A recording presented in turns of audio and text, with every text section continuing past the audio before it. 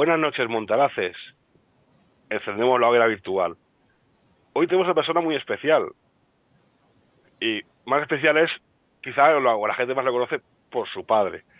Que es una persona que eh, la gente le puede odiar o lo puede amar. Puede decir que era un sabio y un filósofo, o puede decir que era un charlatán.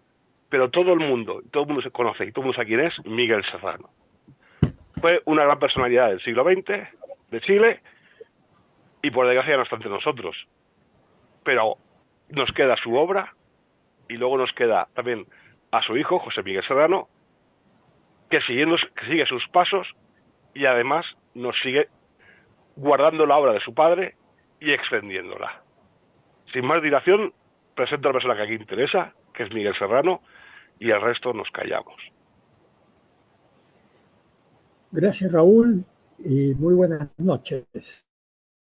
Justo cuando yo estaba preparado, aproximadamente a los 15 años, apareció mi padre con toda su fuerza intelectual y comenzamos a salir juntos, a viajar por diferentes lugares del mundo, Europa, pero principalmente en esa época de la India. Y esos viajes y esos recorridos, viajes con mi padre, realmente quedaron recogidos en el primer libro, la primera obra que tienen ustedes, que tú puedes mostrar. Y las visitas de Miguel Serrano. Y se llaman las visitas porque después de que se nos fue a Venus y mucho más allá de Venus, a la cúspide del cosmos, a otros mundos, él me ha visitado en mis sueños, los cuales a veces se transforman en más realidad que la misma realidad que uno le toca vivir, más reales. Por eso el nombre. Y además, emulando un poquitito las cosas que hicimos en India, donde visitamos templos sagrados, monumentos, la tumba de Cristo, buscamos a Shiva en el Himalaya. Todas esas cosas las cuento en el libro Las visitas de Miguel Serrano, que tú tienes ahí. Bueno, quizás la parte más interesante de ese libro son dos relatos. Tres. Uno, el viaje que hicimos desde Shimla, una estación que era la capital de verano del Imperio Británico, que está en los contrafuertes del Himalaya, como a 2.300, 2.500 metros. De ahí comenzamos a subir un día con mi padre, mi hermano y un amigo italiano, en busca del Kailas.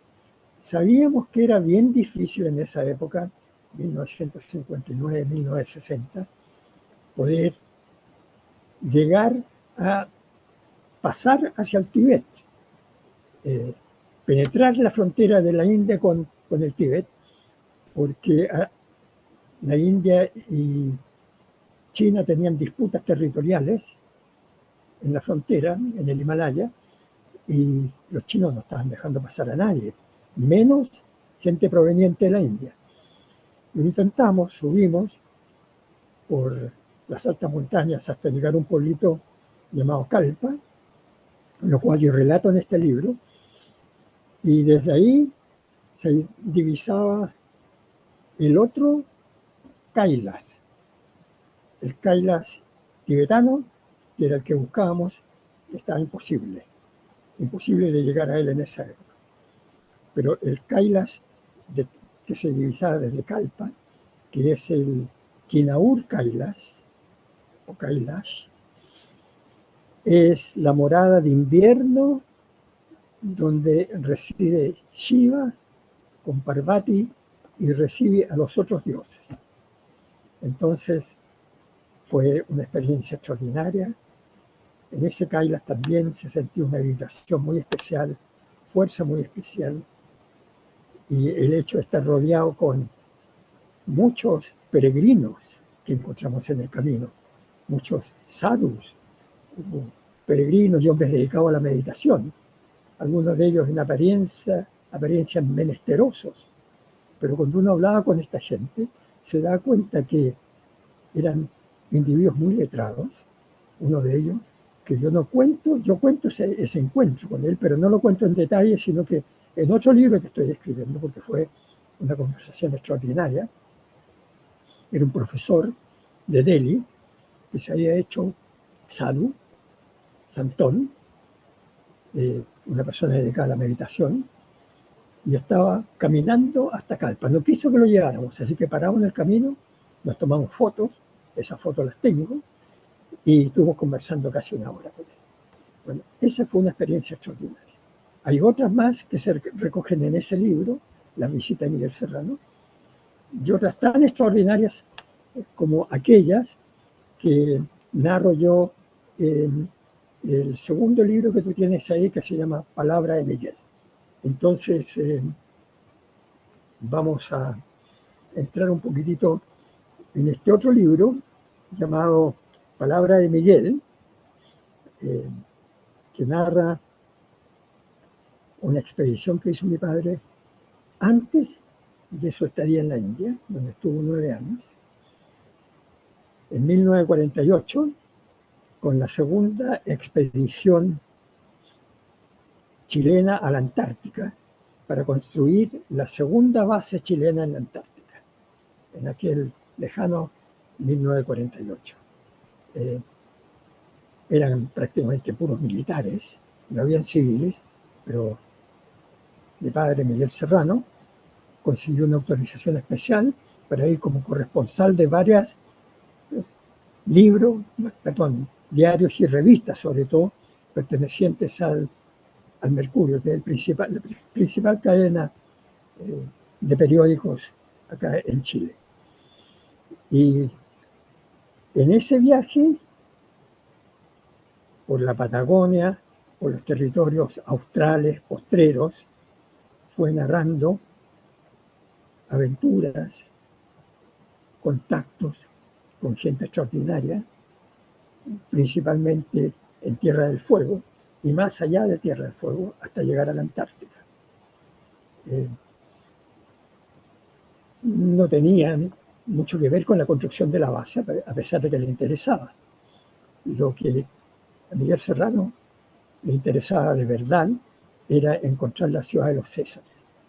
Y esa es una historia netamente española, que ocurrió en 1526 a 1528, cuando Francisco César formaba parte de una expedición mayor, guiada por un marino y explorador veneciano, Gaboto, Sebastián Gaboto, y penetraron Francisco César junto con toda esa expedición por el Río de la Plata, en busca de la Sierra de la Plata, que se suponía estaba al interior de Sudamérica y cuyos relatos se habían escuchado en Pernambuco y otras ciudades de Brasil donde habían parado esta expedición española para abastecerse.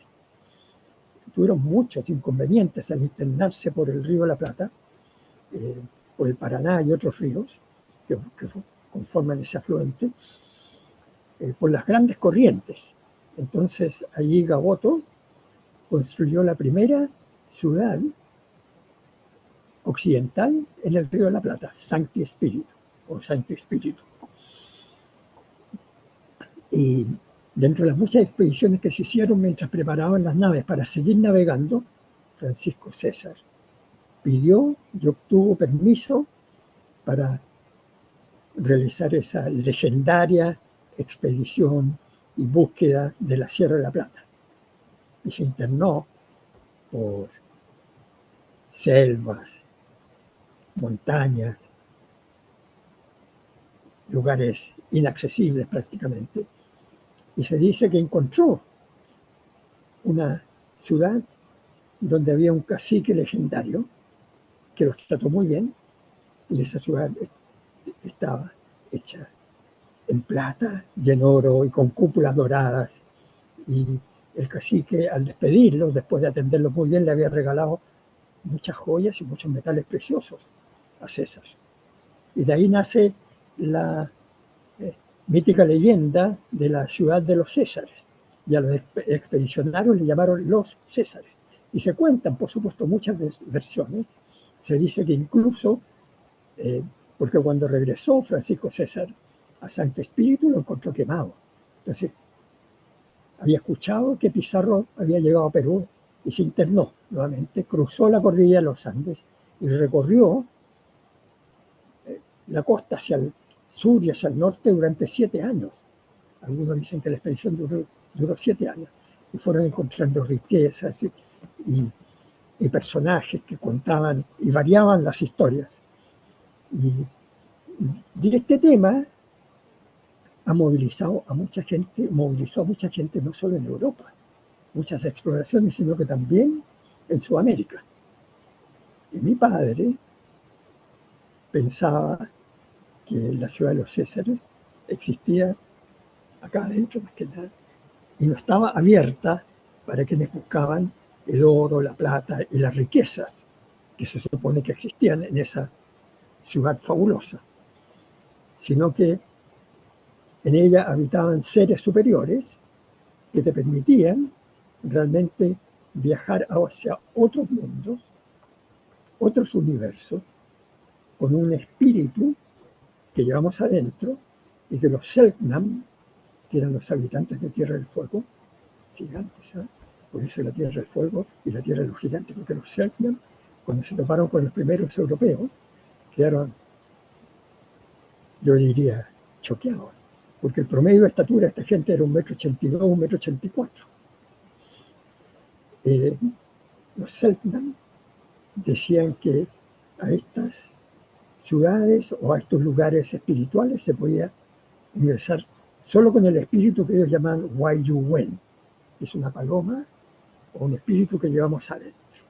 Y eso era en parte lo que buscaba Miguel Serrano en la Antártica, conjuntamente con otra leyenda muy europea de la Atlántida. Y dentro de la expedición, de los miembros de la expedición, habían varios que pensaban que la Atlántida se había hundido en el Pacífico no muy lejano a las tierras australes, las tierras postreras, Tierra del Fuego, el archipiélago de Tierra del Fuego, hasta llegar a el Estrecho Magallanes, y más al sur, Cabo de Hornos, porque en la deriva continental que se produjo, y esto sí que ha sido estudiado,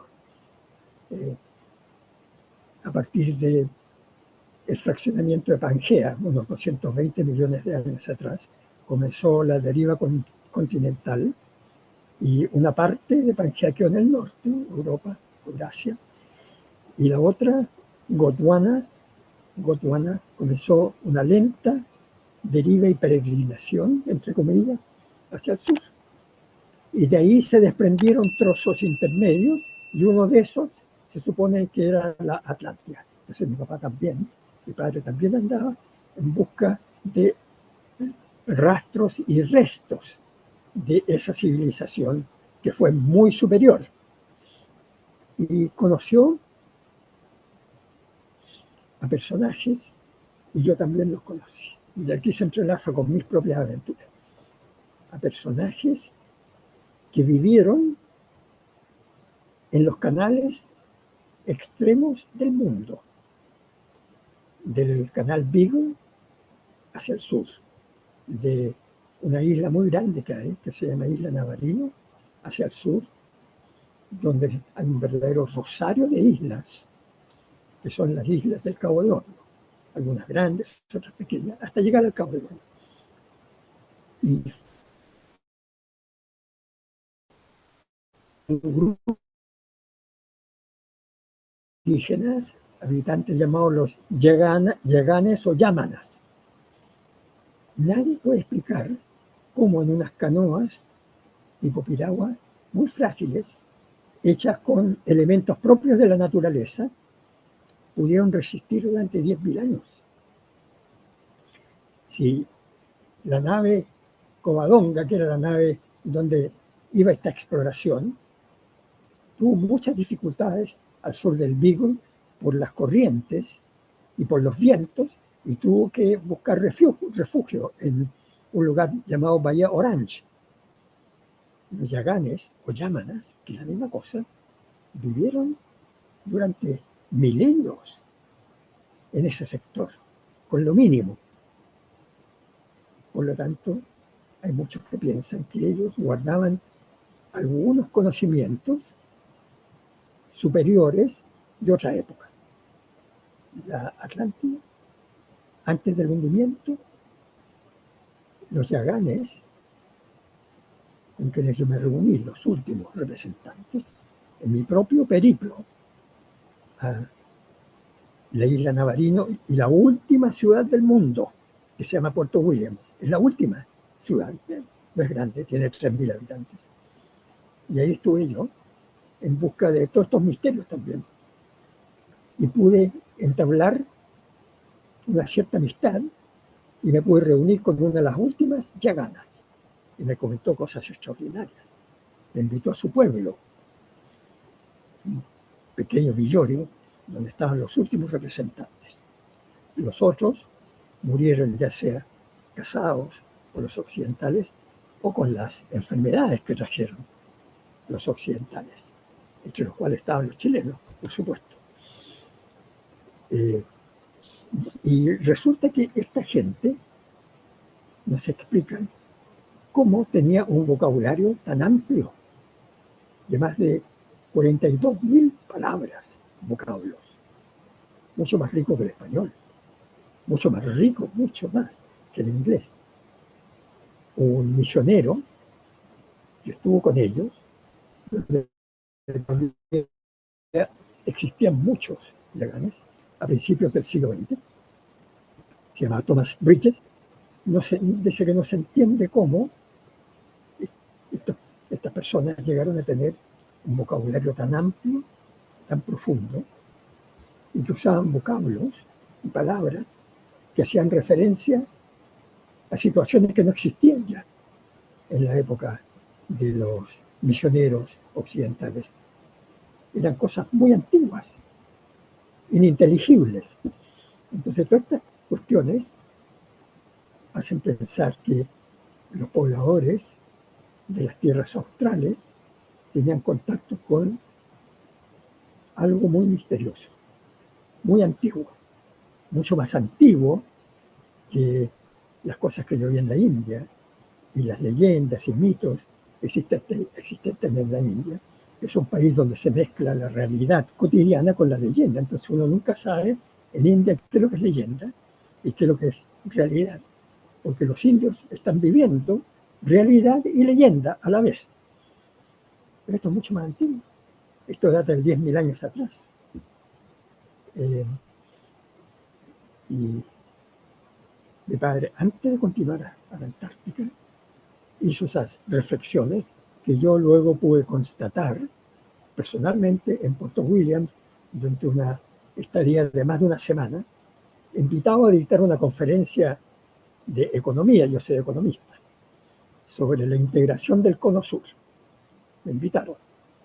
La municipal, el capítulo de municipios de la 12ª región o de Magallanes.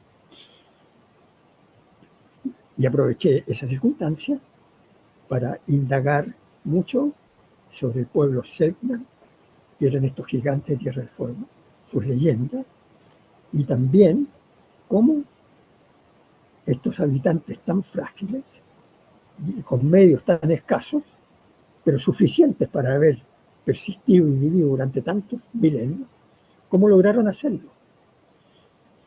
Y esta yagana con la que yo me reuní, no lo cuento en el libro que tú tienes ahí, de visitas de Miguel Serrano, sino que lo cuento muy detalladamente en el libro que estoy escribiendo ahora.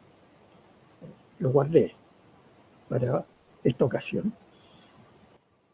Me comentaba que se juntaban en los inviernos, andaban descalzos y semidesnudos en la nieve, porque allá en el invierno es pura nieve. mucho frío, nunca se enfermaban. Y se juntaban en sus pequeñas rucas o chozas en las playas a mariscar, a cazar focas, lobos de mar. Y por las noches comentaban que los brujos y las brujas, que eran gente con conocimientos superiores, esotéricos, especiales, decían que a menudo en el pasado veían un resplandor, una luz intensa que venía desde el sur, muy del sur. Y pensaban que ahí se había hundido una luna y que estaba volviendo a resurgir como continente. Nunca habían estado en la Antártica, pero visualizaban esto. Y me lo comentaba Emerlinda, la señora Emerlinda. Y ella tenía una tía que también era bruja y le comentaba todas estas cosas. Entonces hay ahí una memoria de la sangre y del recuerdo muy especial que yo pude presenciar y que mi padre buscó más al sur para entrar en esa ciudad impenetrable para muchos porque lo buscan con cuestiones materiales y ahí no está.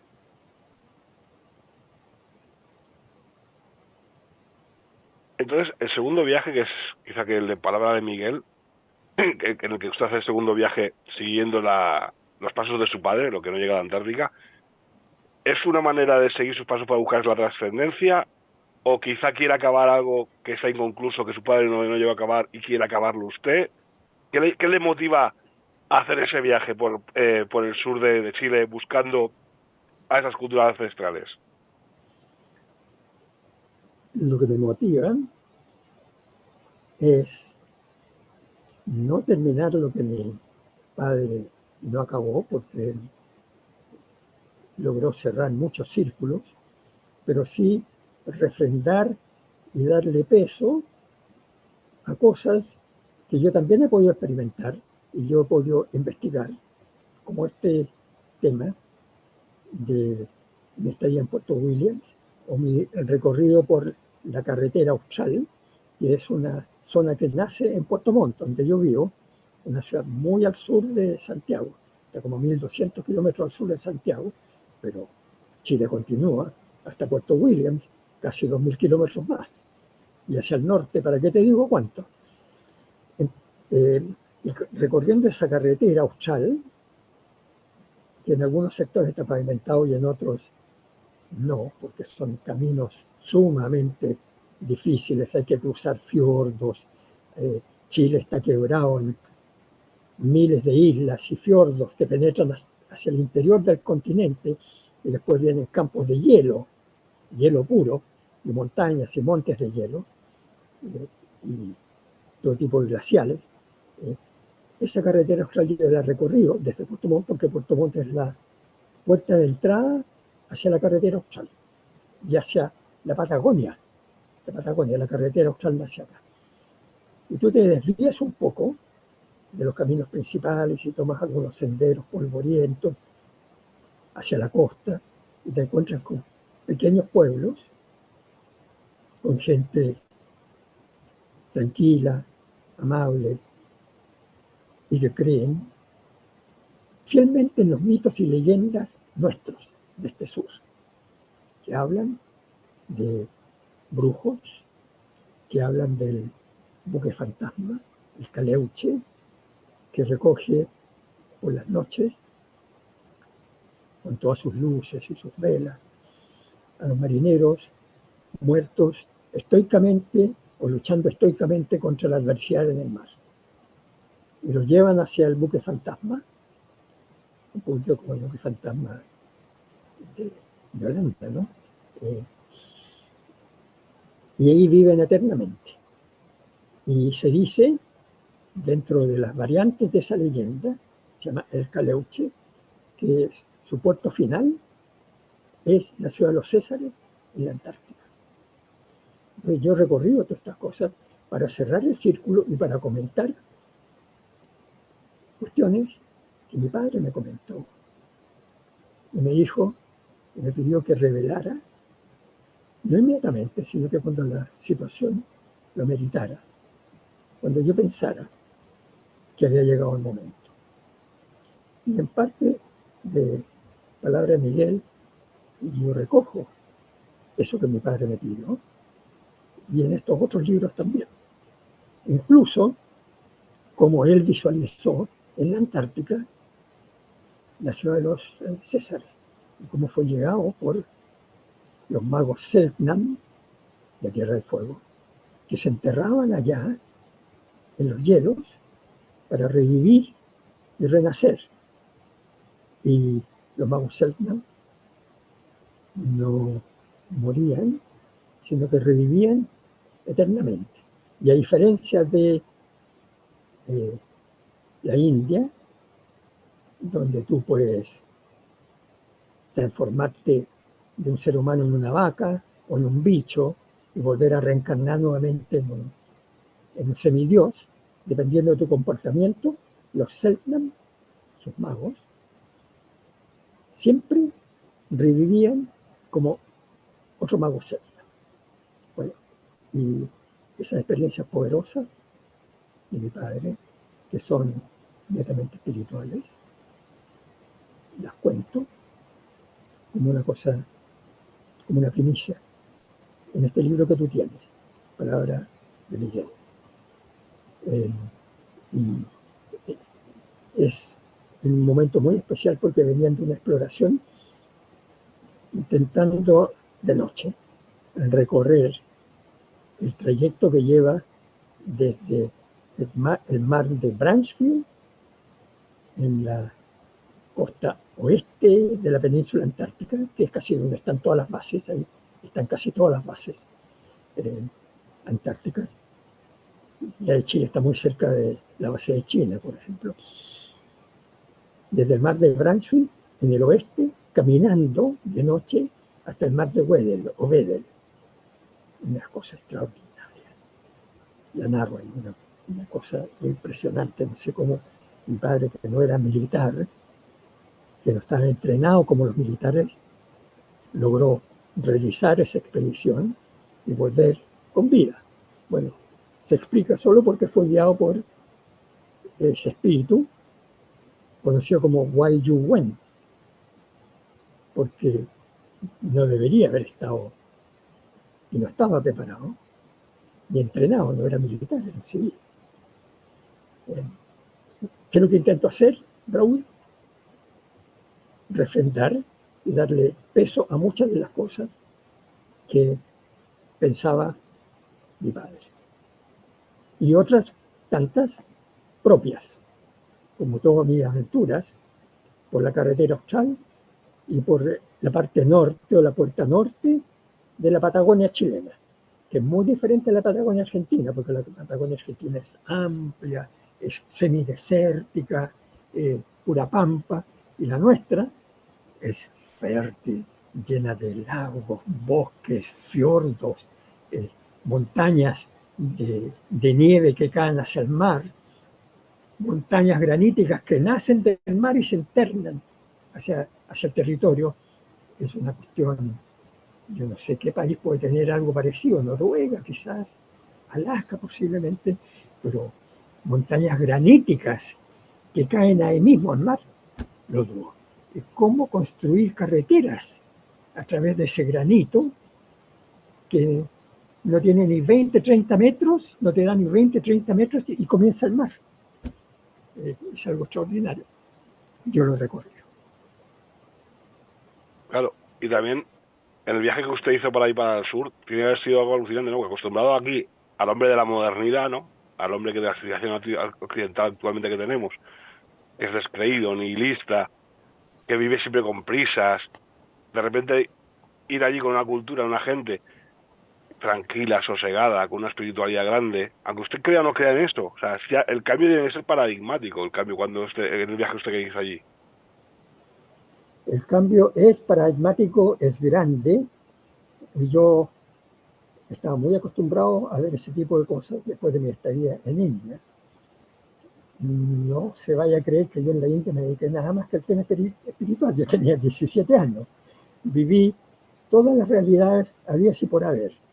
Eh, tuve una novia, eh, en Chile le llamamos polola, realmente no era una novia, sino que una chica alemana, muy tranquila, a quien yo convencí, entre otras cosas, que fuera mi compañera de aventuras por los lugares más impresionantes, más llamativos de Nueva Delhi principalmente, pero otras partes también, acompañado de algunos hindús que eran aterrizados y espirituales, y de mi hermano menor, que tenía 11 años y era un pequeño diablo, muy travieso, ¿ya? Y los indios lo adoraban, le permitían todo, y hacía de todo. Entonces lo pasábamos muy bien, pero también estuve en los ashram, templos sagrados de Shiva, del sijismo, de los Sikhs, su templo dorado en Nueva Delhi, extraordinario, el templo de Shiva en la vieja Delhi, extraordinario. ¿No? Hicimos cosas estupendas. Estaba preparado para el mundo sosegado y para ese mar humano de gente que transita por las calles de Nueva Delhi. Mar humano, yo manejaba moto que me prestaba un indio, y en algunas ocasiones el chofer de la embajada me prestaba el auto, pero era muy riesgoso manejar porque había carretas de bueyes, camellos, miles de bicicletas que se te cruzaban por todos lados. Complicado. Eh, por lo tanto, estaba preparado también eh, por, por, mis conocimientos, por mi cultura, para salir de este mundo occidental lleno de comodidades y asimilarme o asimilarse a esos lugares sosegados y tranquilos de gente apacible, modesta, pero con conocimientos. Eh, para mí arrancarme de esta realidad, Puerto Montt es una ciudad muy grande, tiene 250, 260 mil habitantes, pero ya es suficientemente grande para tener de todo, y mucho bullicio y mucho tráfico. Arrancarse de eso era maravilloso. Y es. También, Miguel, usted hizo trampa, aparte con ventaja, porque su padre era el mejor guía que uno puede tener, o el mejor maestro que uno puede tener. Imagínese que alguien tiene a su padre, o a Savitri Devi, o a Julius Evola como guía, como tutor. Entonces, claro, el Sí, mundo es otra cosa. es injusto, ¿no? Es injusto, correcto. Este, con mi padre, por ejemplo, me contó unas historias estupendas antes de llegar a Cachemira. En Cachemira, yo con mi hermano y unos amigos italianos y mi madre, que también era una gran compañera, y me seguía en todas, a regañadientes en algunas ocasiones, porque se atemorizaba. Eh, visitamos los mercados flotantes de Cachemira, que son alucinantes, pero ahí los fuimos a ver cómo funcionaban y luego a hacer travieso, porque iba con mi hermano, y se acercaba a la gente que vendía cosas, sobre todo frutas, y frutos secos, y se acercaba, qué sé yo, hablando en inglés, y pegaba un manotazo y le sacaba un montón así de frutos secos, por ejemplo. Y los hindúes nos seguían y negociaban, y las negociaciones eran maravillosas. Nos imploraban que se lo pagáramos, y al final terminaban ellos estafándonos a nosotros y cobrando mucho más de lo que habíamos sacado. Era, realmente eso era alucinante. Pero también con Miguel Serrano visitamos la tumba de Cristo, donde se supone que Cristo estuvo presente en Cachemira, porque él había aprendido en sus años ocultos la ciencia del renacimiento y además ciertas técnicas de yoga que te permiten entrar prácticamente en un estado cataléptico y después resucitar. Y había sido resucitado por sus discípulos, dice esa leyenda, y se fue con su madre y algunos discípulos a vivir en Cachemira. Y allá predicó, tuvo muchos seguidores. Cachemira es musulmana, pero en esa época no. Y la tumba de Cristo está en un lugar muy recóndito de Srinagar, la capital de Cachemira, muy difícil de encontrar, muy poca gente llega, ¿ya? Pero mi padre, pasaporte diplomático también, ya había estado y me llevó, y ahí estuvimos, y me contó todas estas historias que yo ya conocía, yo sabía, porque también leí bastante sobre la tumba de Cristo en Cachemira, y que no había fallecido en la cruz porque tenía antiguos conocimientos de una ciencia casi atlántida.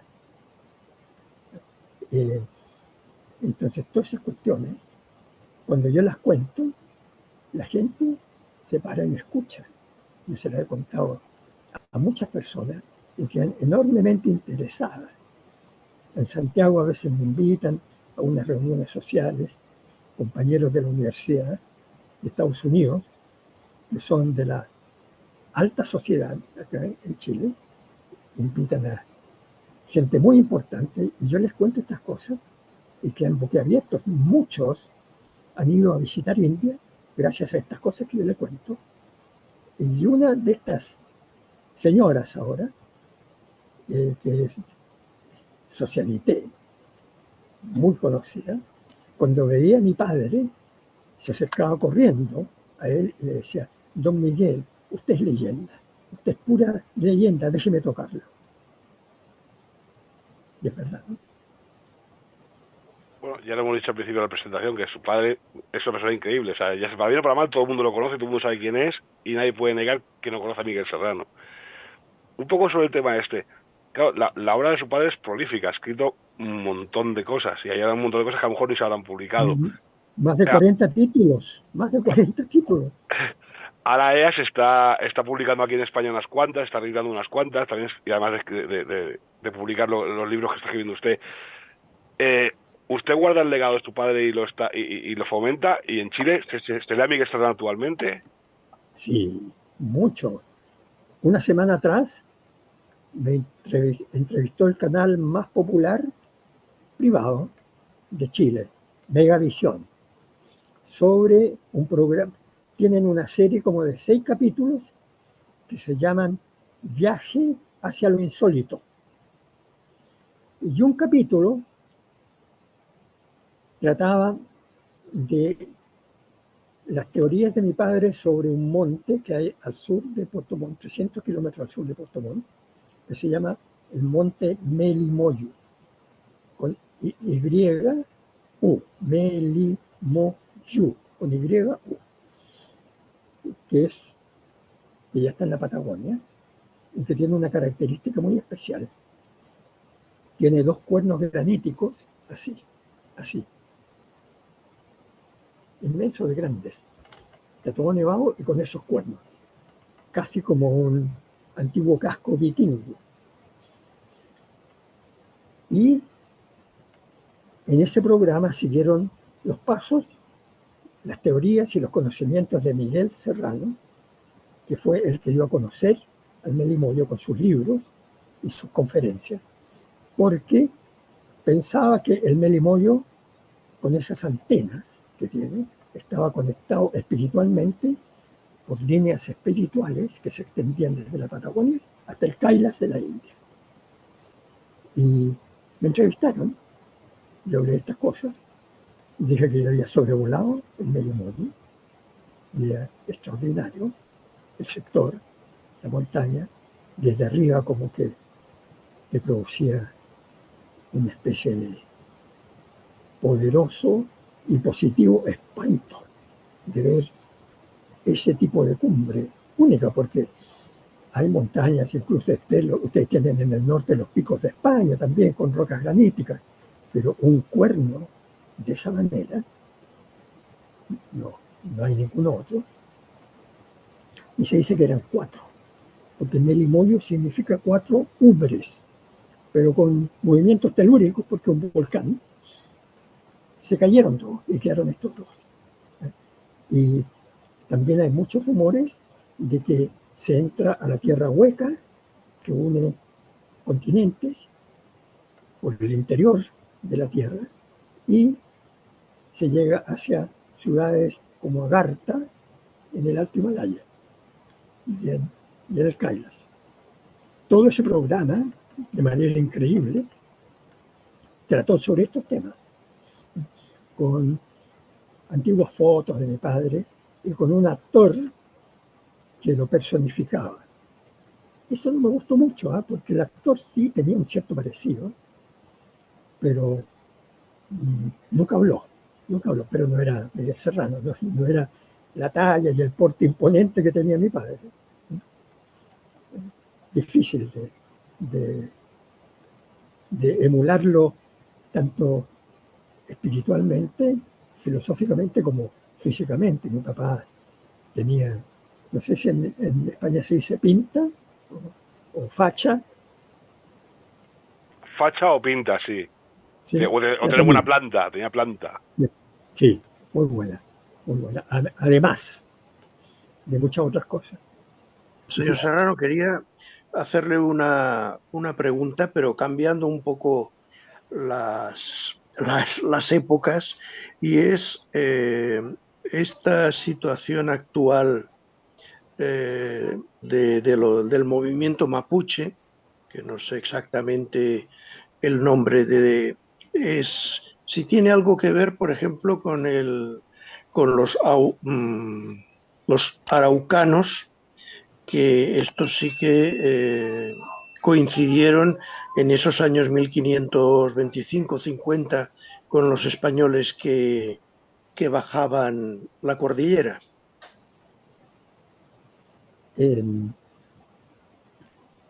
Los mapuches,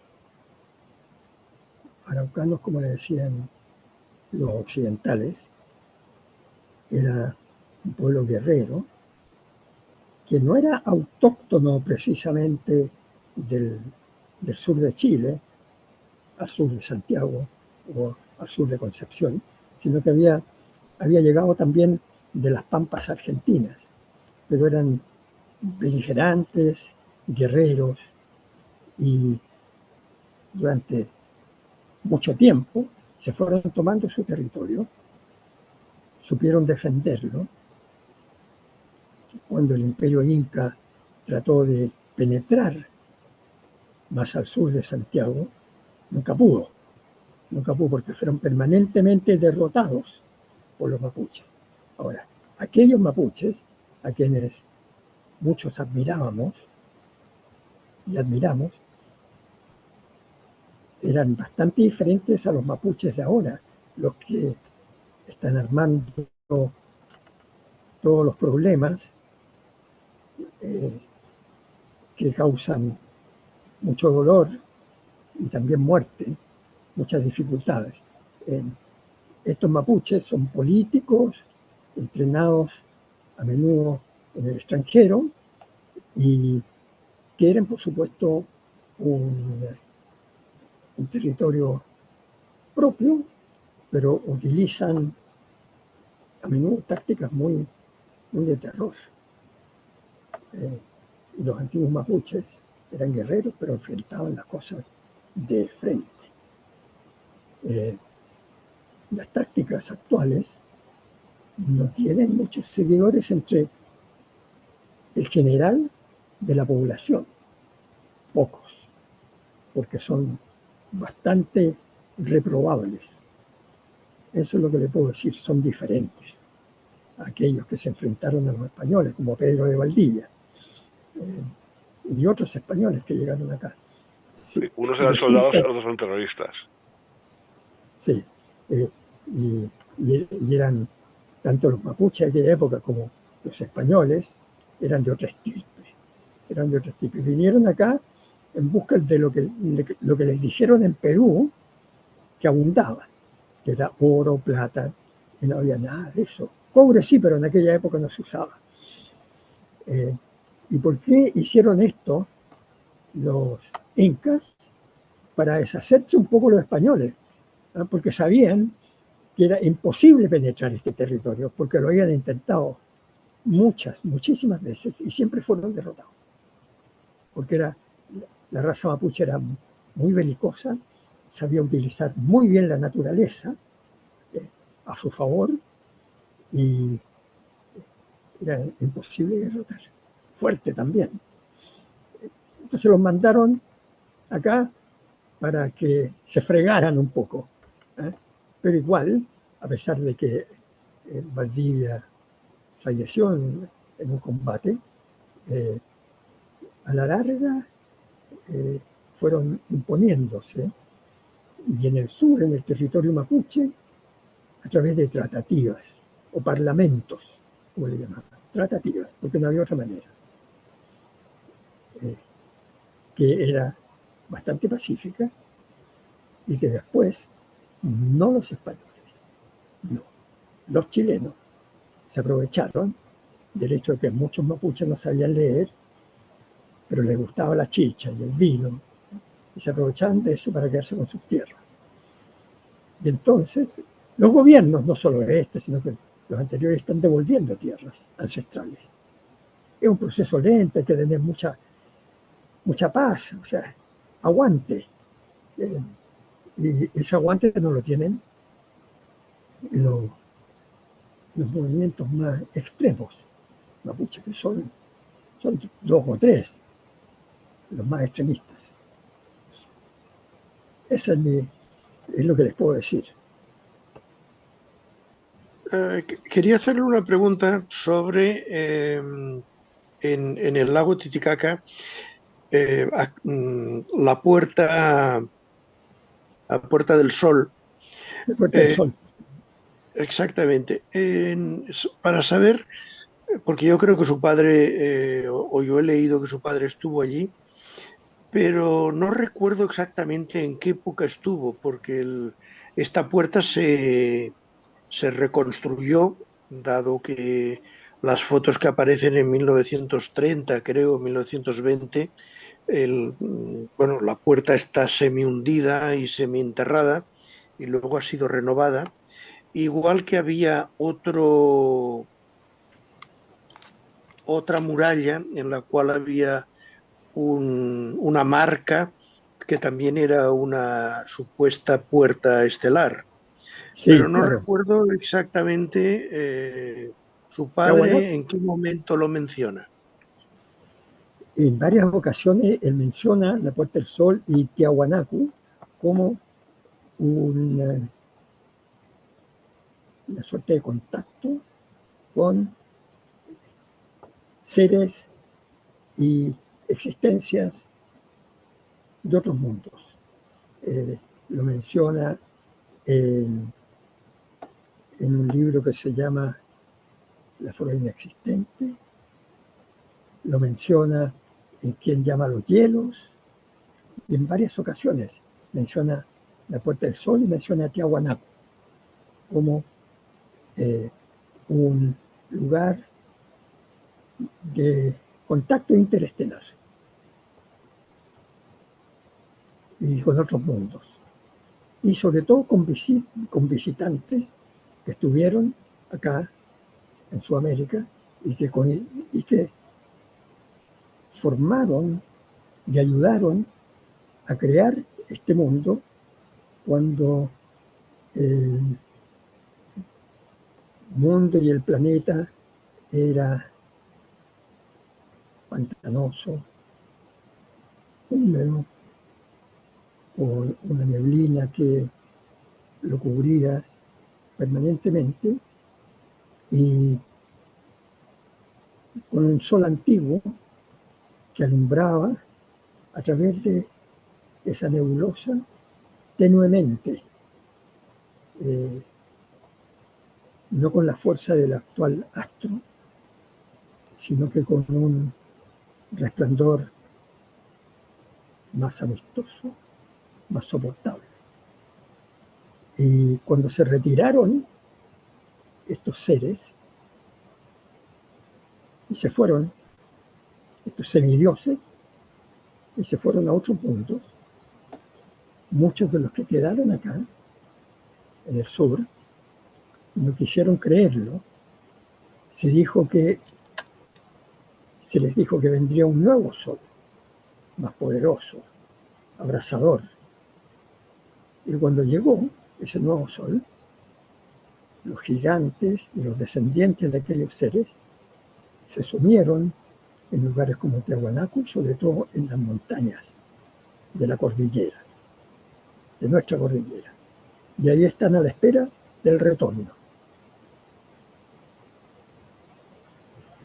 ¿Hay alguna otra puerta estelar en otro lugar de la Tierra?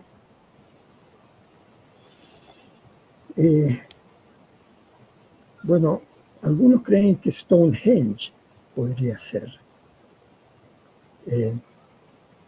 Ciertas culturas de los indios pueblos, que eran mexicanos realmente, tienen también algunos monumentos en el sur de Estados Unidos, Antiguo México,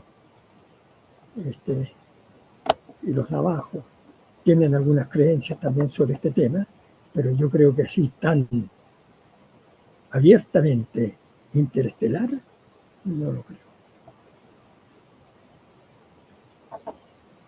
A mí me ha gustado lo que no sé si fue en la palabra de Miguel Serrano en las visitas, cuando habla del mito del andrógino y de cómo el inicio del universo se inicia con separación de los dos, de Andros y El Gino. andrógeno, eso es, ese mito es la creación del mundo más hermosa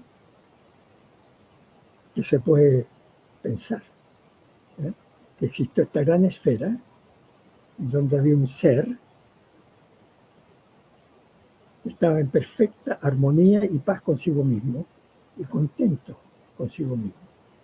Y afuera no había nada, era la nada, era la paz. No había movimiento, no había tiempo, había espacio, pero nada físico, puro espíritu.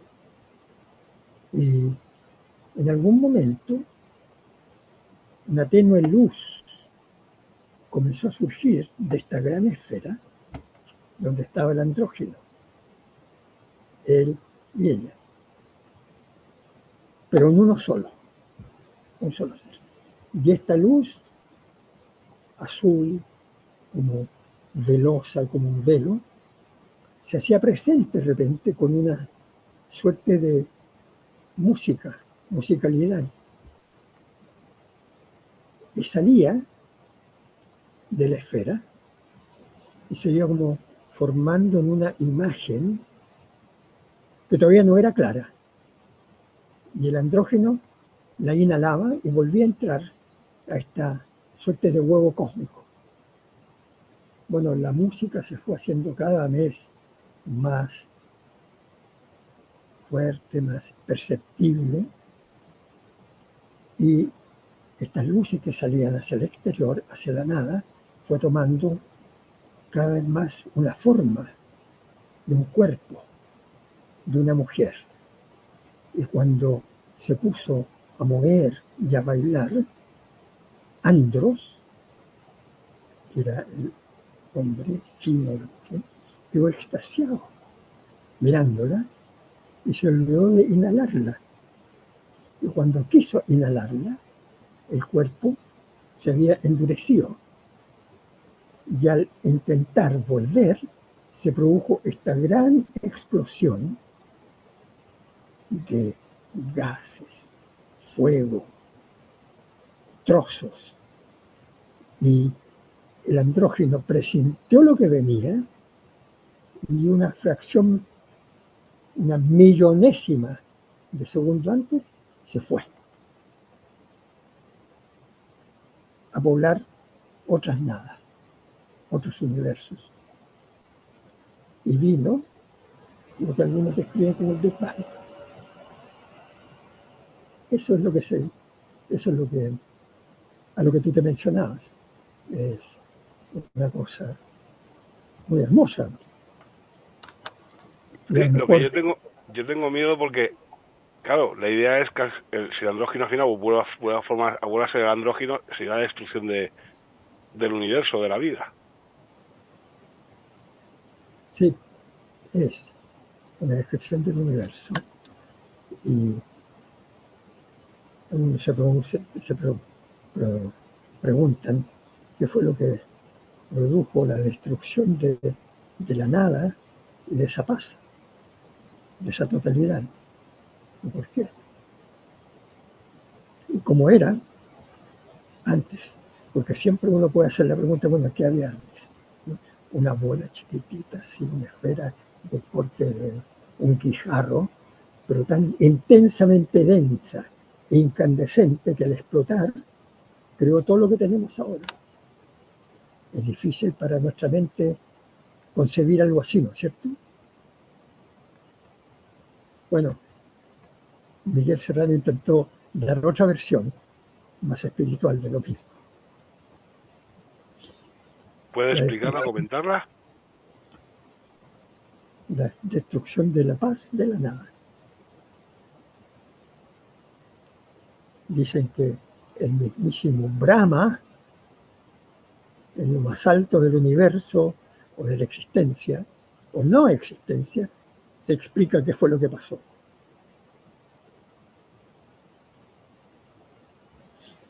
Quisiera si lo podía ampliar un poco más sobre el tema de la tierra hueca, que ha comentado la posible entrada en esta zona de la Tierra de Fuego del inicio de la Antártida, si podía extender un poco más esta idea.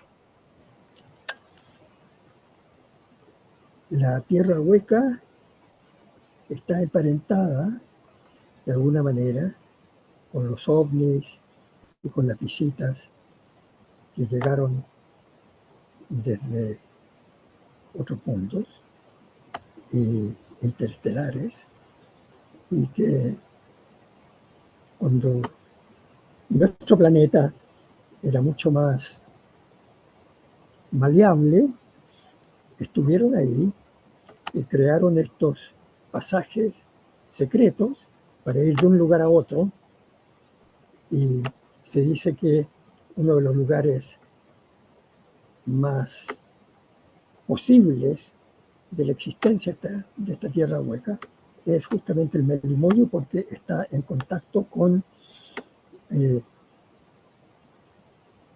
los lugares sagrados de la India. ¿Y qué es lo que habría en la tierra hueca? Un pasaje, un pasadizo, un acceso a otros mundos y otros universos. Ahora, ¿para quiénes?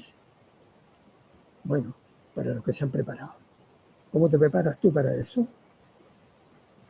A través de muchos años de meditación, de esfuerzo mental y de esfuerzo físico.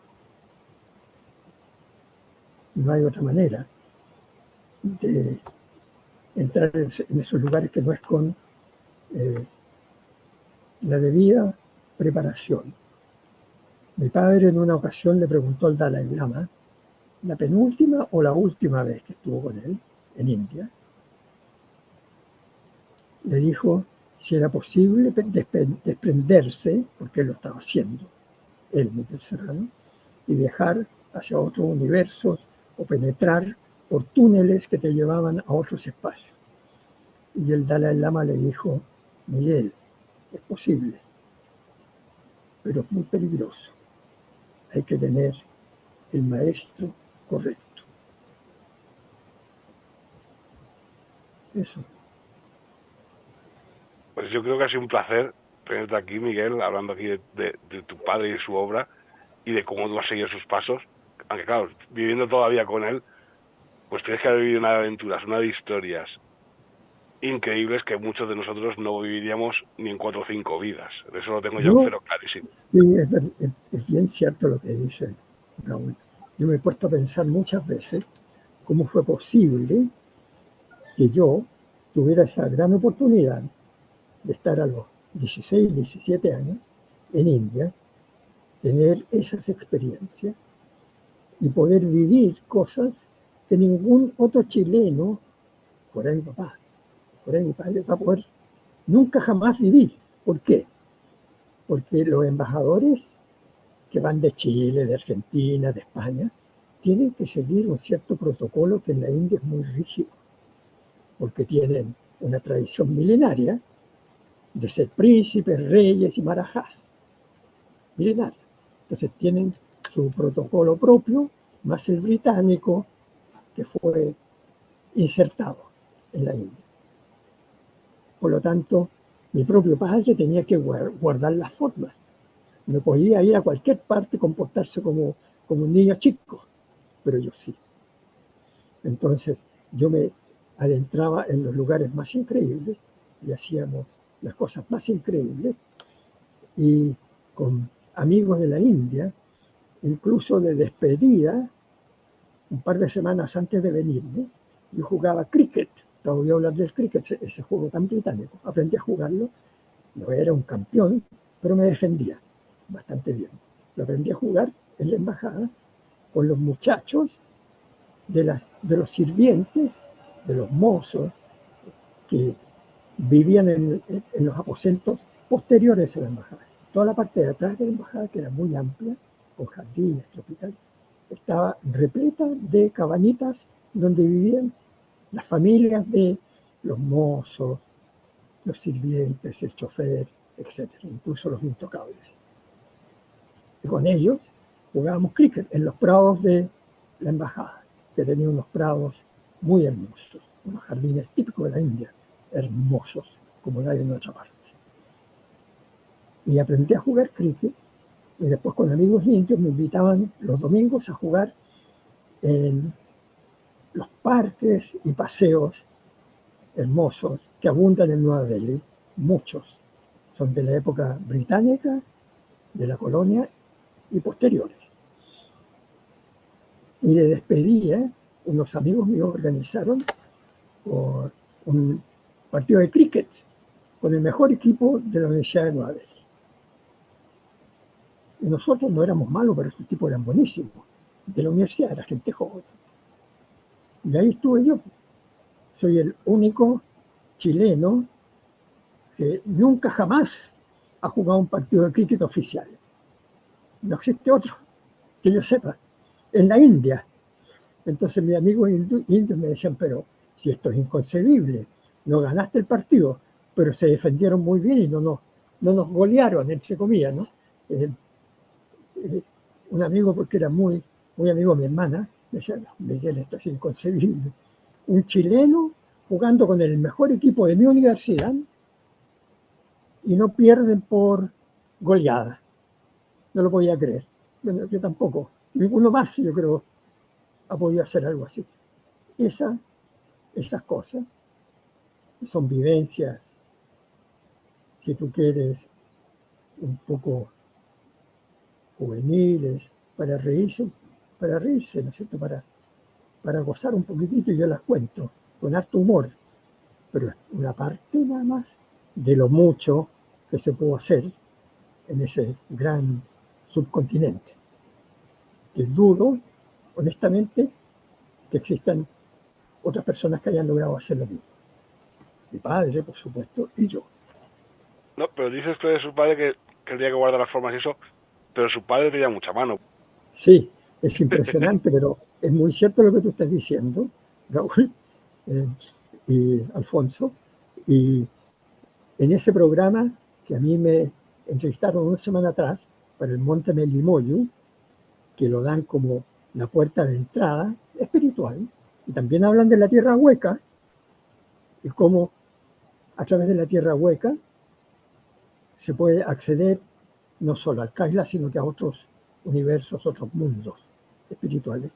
Y hay exploradores que han estado al interior, no sé si al interior o cercano, a cuevas que hay en el Melimoyo, y dicen que han visto unos ataúdes en forma de huevo. 2, 3, 4 ataúdes en forma de huevo al interior, como no los abrieron, por cierto, como esperando un renacer o algo por el estilo. Pues bien, los entrevistadores, así como tú y como Alfonso, me comentaron, cuando me entrevistaban para ese programa,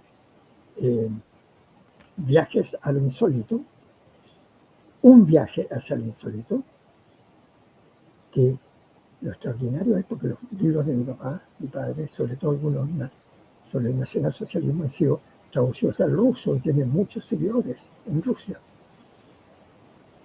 Varios rusos han llegado a la zona del Melimoyo y los lugareños le contaban a los periodistas de Mega, preguntando por Miguel Serrano y cómo se accede al Melimoyo, porque ellos vienen guiados por los libros de mi padre, de Rusia. Si eso no es extraordinario, yo no sé qué es lo que es. Su padre, ya digo, su padre la gente le puede odiar, lo puede querer, lo puede querer o no querer, pero ha movido pasiones y todo el mundo lo conoce. Y creo que es lo que digo yo, que todo el mundo lo conoce, todo el mundo sabe, ha oído hablar de él o sabe de él, o ha leído libros suyos. Sí, sí. Esto es cierto y por lo menos para remarcarlo, que lo que sí es cierto es que los 40 libros de su padre han llegado a todo el mundo. Ahora no había caído en este ejemplo que usted ha comentado de Rusia, porque lo desconocía, no caía. Pero lo que sí es cierto es que sus libros se han traducido a muchos idiomas, se han hecho muchas ediciones y han llegado pues a todos los rincones El, seguramente posibles o que no estén el, prohibidos. Y el esto es libro sobre la India, exacto, y esto es un tema a remarcar que por algo será. por algo será.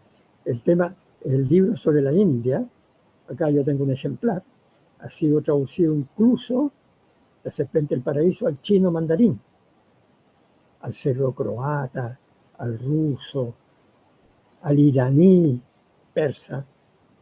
Impresionante. Y también El Círculo Hermético, que fue bestseller en los años 60 en Estados Unidos. Se hicieron 12 ediciones por Schotten Books, cada una de esas de 10, con un tiraje de 10.000 ejemplares. Pucha, qué envidia. En fin. Bueno, pues Miguel, no le robamos más tiempo y ya la despediremos y un placer haberle tenido con nosotros. Muchas gracias, Raúl y No, Alfonso. no, Y realmente un placer, ¿eh? no los aburrí mucho, ¿no? No, Y al revés.